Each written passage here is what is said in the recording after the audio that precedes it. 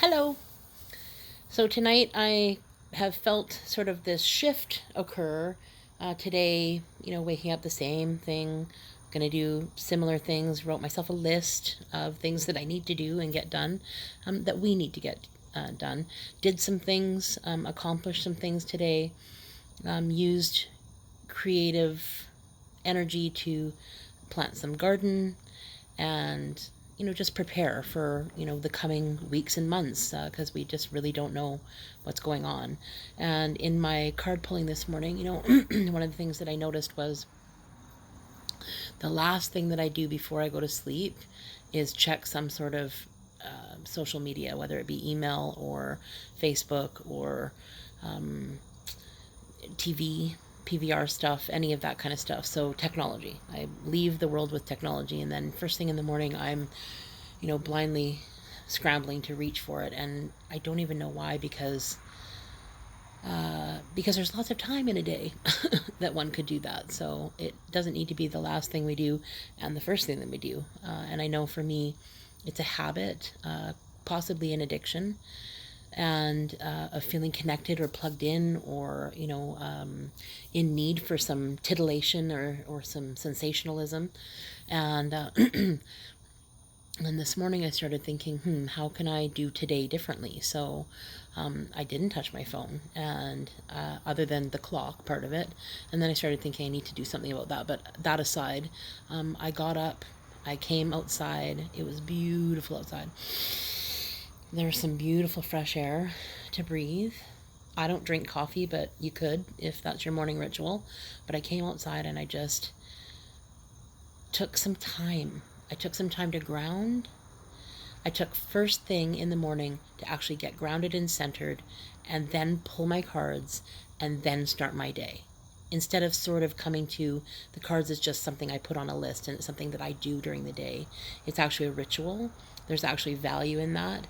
And I know that when I'm connected, when I'm in the moment, when I'm in the now, when I am setting goals and priorities based on what my need is now and now and now, then I'm making wiser choices.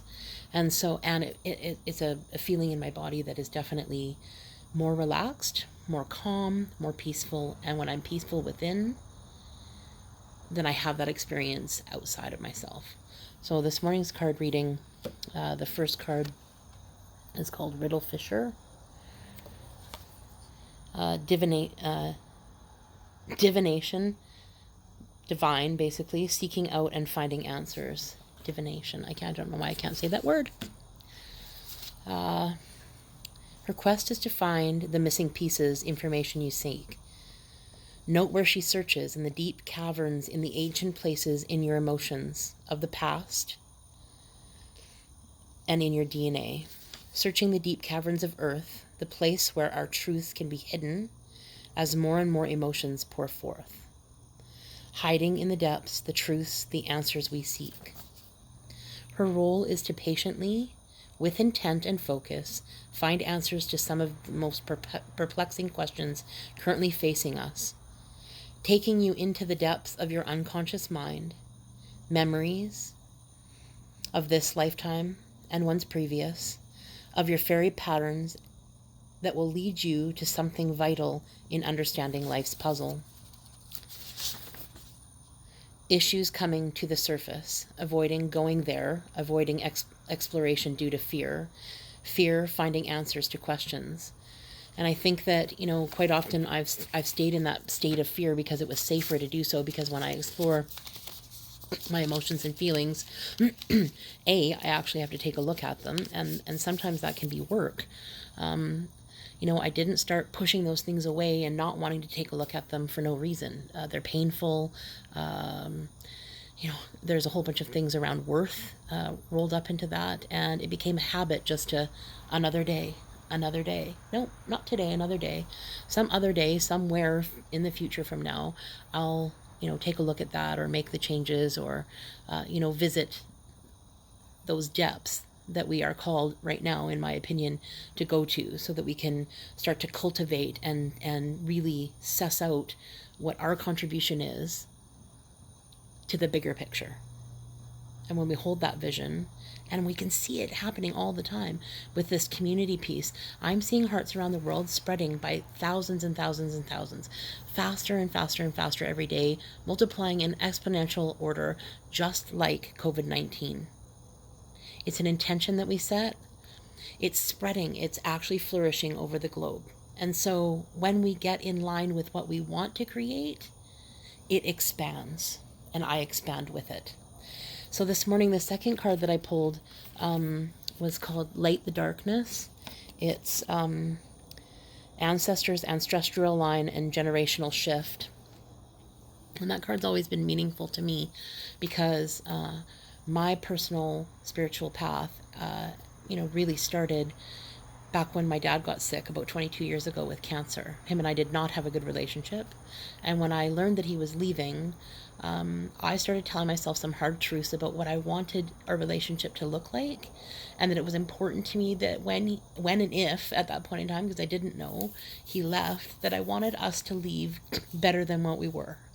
And so we set out on a new journey, unknown territory, and started really developing a real relationship. Started talking about some of the tough stuff. We started burbling up to the surface some of the ancestry, lineage stuff, the damage that's been done in not only my family, but many, many, many families and generations and generations. And I think that we're called to a place where there's an opportunity for healing, not just within our own families, in our lineage, on the planet. And we're going to do that collectively and together. So some of the things that were prominent in that card reading were, this fairy represents inspiration, the muse, the fire in the head. It is when we feel and see and know that connection to all that is, where we are something with inspiration and ideas that flow to us and from us and within us. My handwriting is apparently so bad I can't even read it. That restore to our true selves. You will learn a great deal at this time if you connect. Your soul spark will return to source and be renewed again. I didn't understand what that card necessarily meant. The ancestry part made sense to me. The soul spark part, I've been sort of lacking that. I've been sad and sort of succumbing to that place of feeling like creativity is a stretch. Doing the hearts was one thing. It certainly, enlightened me, but comedy has been a stretch for a while. Not feeling very funny, not feeling like laughing about much. But tonight I got on a Zoom call with my Hilarapy group, and Hilarapy, man, it's amazing. So it's therapy through comedy. And I got on the Zoom call with 8 or so other of my friends in comedy, and we started brainstorming and collaborating. And I tell you, I left that call just viscerally excited. A different experience in my whole body was lit up, and I was lit up for the first time in so long. And my avenue of creativity isn't, painting and drawing. And I see so many people collaborating and bringing forth their gifts online. And I was feeling bad that I wasn't bringing anything to the table. And, tonight visiting that place of Soul Spark where it was ignited through being in community, sharing ideas, really working off each other. It was just so cool. And great things are going to come of it, which is so amazing. So I've already, done some creative work since that phone call, and I just am feeling so much different than I was the day before, the day before, the day before, and tomorrow and tomorrow and tomorrow, whatever that looks like. But for right now, right here today, I'm feeling an aliveness